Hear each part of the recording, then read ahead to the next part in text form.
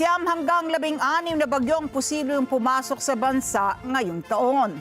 Pero wala naman pong nakikitang indikasyon ng pag-asa na mararanasan sa bansa ang La Nina phenomenon.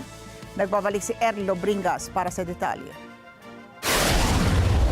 Opisyal nang idineklara na Philippine Atmospheric Geophysical and Astronomical Services Administration o PAGASA na hello rainy season na o simula na ng tag-ulan.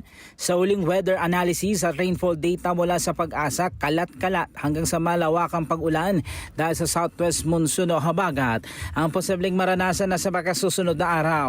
Magsisimula na rin maramdaman ang tag-ulan sa kanlurang bahagi ng Luzon maging sa Visayas. Asahan po natin na itong tinatawag nating southwest monsoon or habagat ay posible po makapagpaulan na dun po sa halos buong bahagi ng Luzon area. Particularly po dito sa western section ng ating Luzon, kasama na po itong Panay area dyan po sa may Iloilo, including Mimaropa.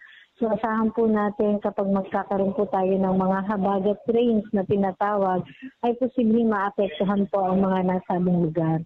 Sa kabila niyan, may mga pagkakataon pa din namang maaring walang maranasan na pag-ulan sa isang linggo na tinawag na monsoon break ayon sa PAGASA. Samantala, patuloy naman na babantayan ng PAGASA ang lagay ng panahon at klima sa bansa. Pinapayuhan din nila ang publiko at lahat ng kinaukulang ahensya na magsagawa ng mga hakbang sa pag-iingat laban sa masamang epekto ng tag-ulan, habagat at iba pang kaganapan sa klima at panahon.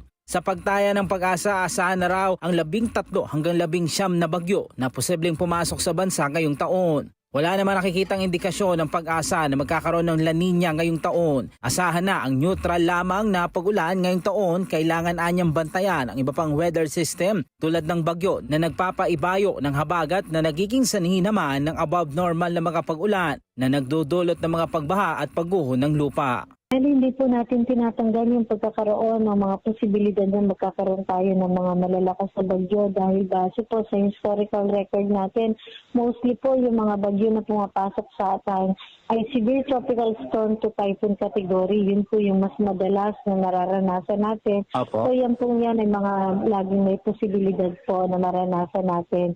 Lalo na po itong pagpasok ng habagat. Hanggang tuloy-tuloy na rin po sa pagpasok ng amihan sa pagtatapos po ng taon.